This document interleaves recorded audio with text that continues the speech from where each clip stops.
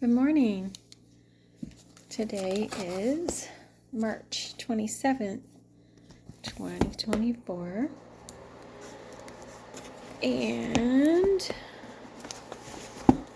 God calls Samuel. The boy Samuel ministered before the Lord under Eli. In those days, the word of the Lord was rare. There were not many visions. One night, Eli, whose eyes were becoming so weak that he could barely see, was lying down in his usual place.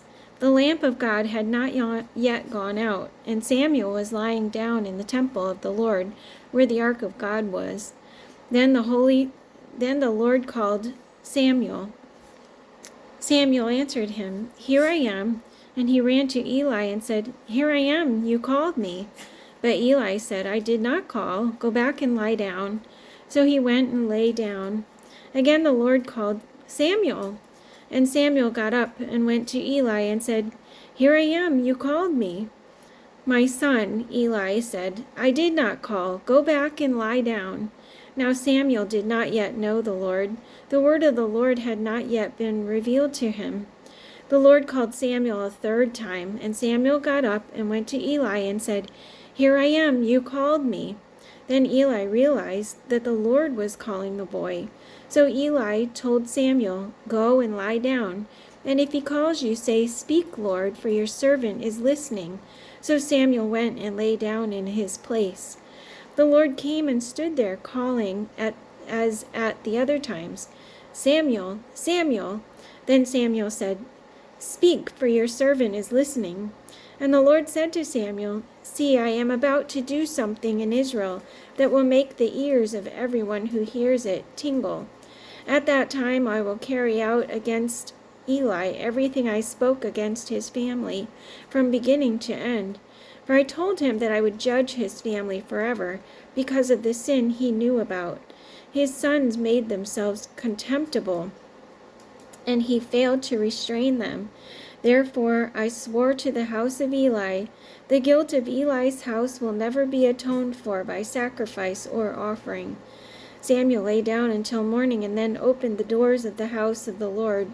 He was afraid to tell Eli the vision, but Eli called him and said, "Samuel, my son." Samuel answered, "Here I am." "What was it he said to you?" Eli asked. "Do not hide it from me. May God deal with you, be it ever so severely, if you hide from me anything he told you."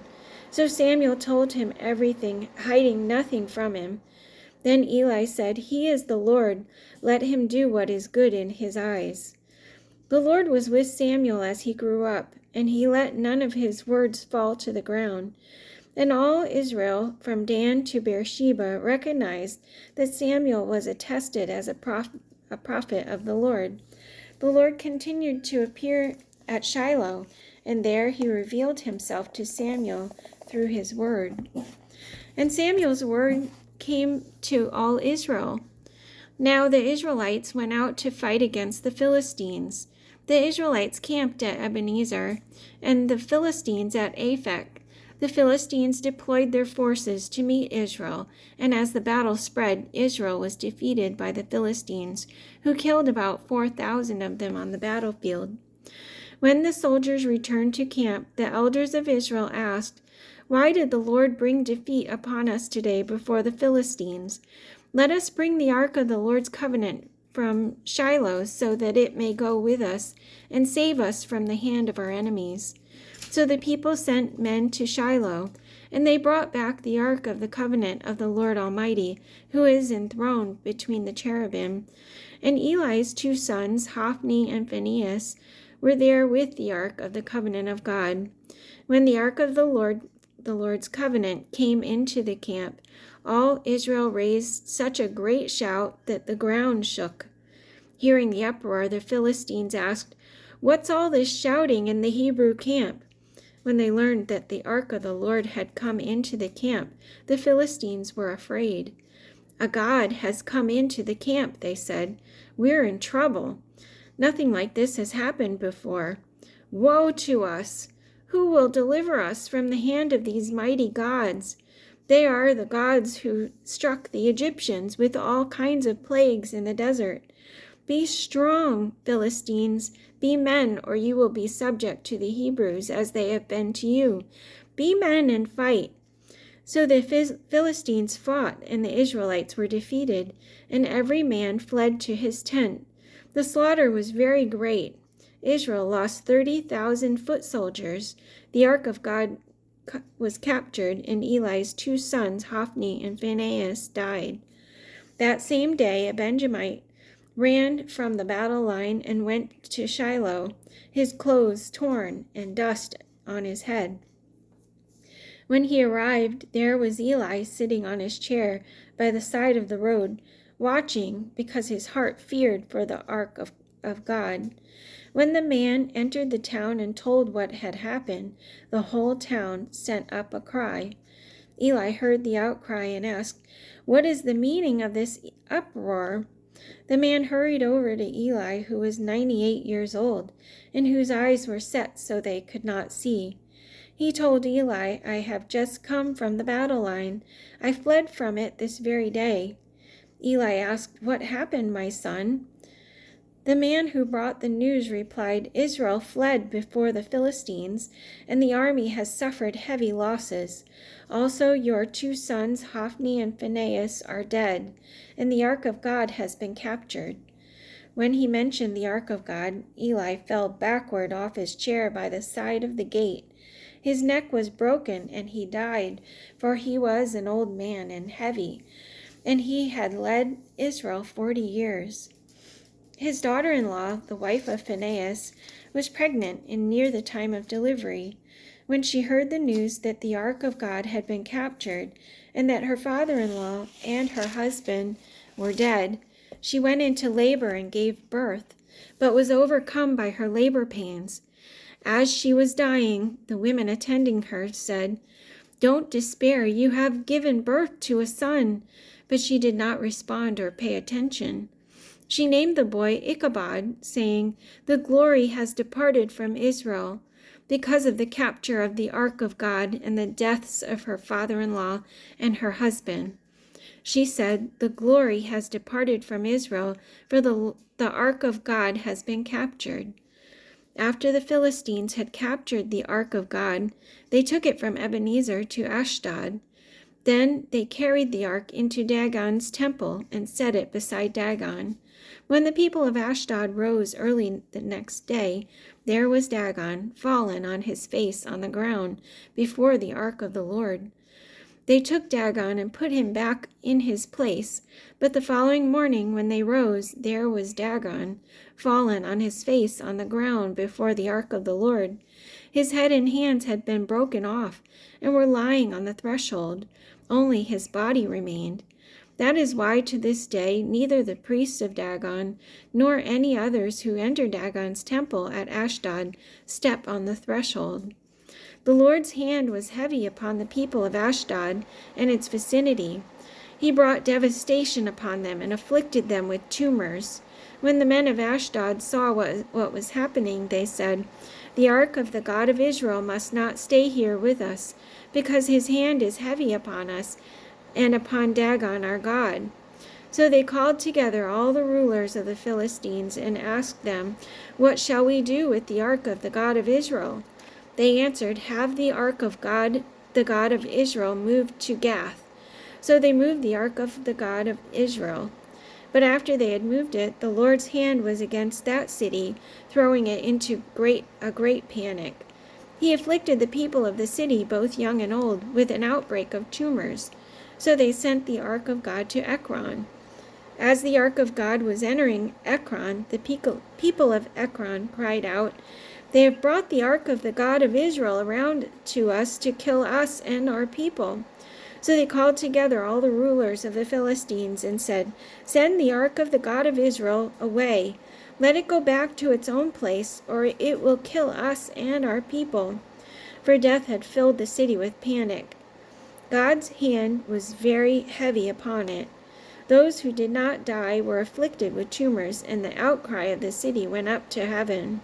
When the ark of the Lord had been in Philistine territory 7 months, the Philistines called for the priests and the diviners and said, "What shall we do with the ark of the Lord?" Tell us how we should send it back to its place." They answered, "If you return the ark of the God of Israel, do not send it away empty, but by all means send a guilt offering to him. Then you will be healed, and you will know why his hand has not been lifted from you."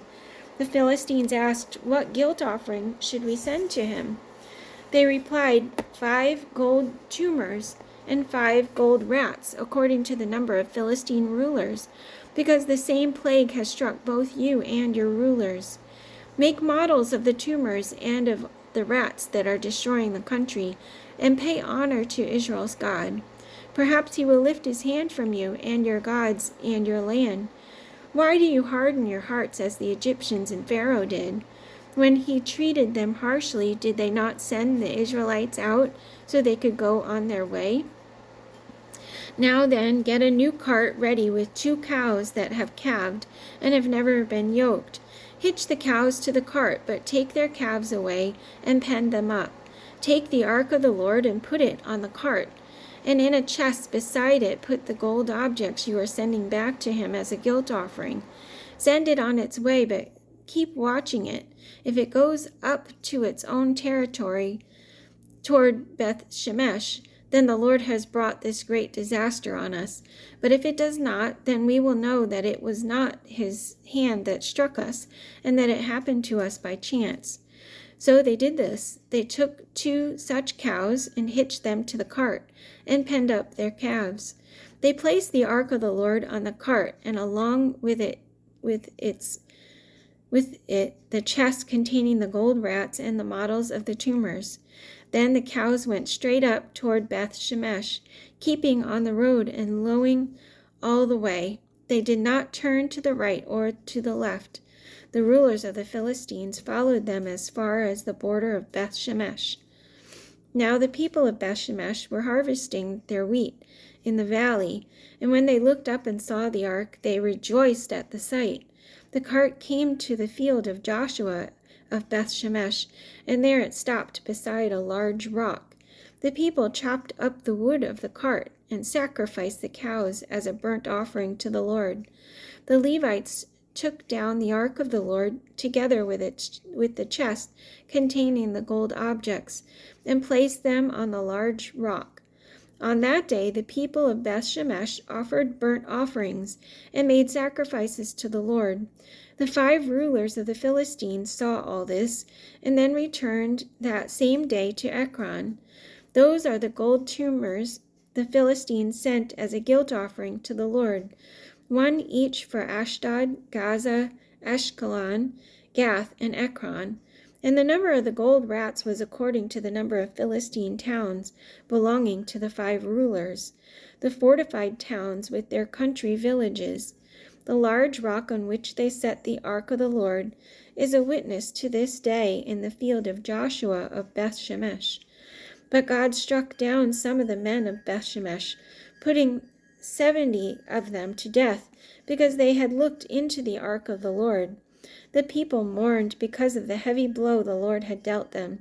And the men of Beth Shemesh asked, "Who can stand in the presence of the Lord, this holy God? To whom will the ark go up from here?" Then they sent messengers to the people of Kiriath-Jearim, saying, "The Philistines have returned the ark of the Lord. Come down and take it up to your place." So the men of Kiriath-Jearim came and took up the ark of the Lord. They took it to Abinadab's house on the hill, and consecrated Eleazar his son to guard the ark of the Lord. It was a long time, 20 years in all, that the ark remained at Kiriath-Jearim, and all the people of Israel mourned and sought after the Lord. And Samuel said to the whole house of Israel, "If you are returning to the Lord with all your hearts, then rid yourselves of the foreign gods and the Ashtoreths, and commit yourselves to the Lord, and serve him only, and he will deliver you out of the hand of the Philistines." So the Israelites put away their Baals and Ashtoreths, and served the Lord only. Then Samuel said, "Assemble all Israel at Mizpah, and I will intercede with the Lord for you." When they had assembled at Mizpah, they drew water and poured it out before the Lord. On that day they fasted, and they were confessed, and there they confessed, "We have sinned against the Lord." And Samuel was leader of Israel at Mizpah. When the Philistines heard that Israel had assembled at Mizpah, the rulers of the Philistines came up to attack them. And when the Israelites heard of it, they were afraid because of the Philistines. They said to Samuel, "Do not stop crying out to the Lord our God for us, that he may rescue us from the hand of the Philistines." Then Samuel took a suckling lamb and offered it up as a whole burnt offering to the Lord. He cried out to the Lord on Israel's behalf, and the Lord answered him. While Samuel was sacrificing the burnt offering, the Philistines drew near to engage Israel in battle. But that day the Lord thundered with loud thunder against the Philistines and threw them into such a panic that they were routed before the Israelites. The men of Israel rushed out of Mizpah and pursued the Philistines, slaughtering them along the way to a point below Beth-kar. Then Samuel took a stone and set it up between Mizpah and Shen. He named it Ebenezer, saying, "Thus far has the Lord helped us." So the Philistines were subdued and did not invade Israelite territory again. Throughout Samuel's lifetime, the hand of the Lord was against the Philistines. The towns from Ekron to Gath that the Philistines had captured from Israel were restored to her, and Israel delivered the neighboring territory from the power of the Philistines, and there was peace between Israel and the Amorites. Samuel continued as judge over Israel all the days of his life. From year to year he went on a circuit from Bethel to Gilgal to Mizpah, judging Israel in all those places. But he always went back to Ramah, where his home was, and there he also judged Israel, and he built an altar there to the Lord. That's it for today. See you tomorrow.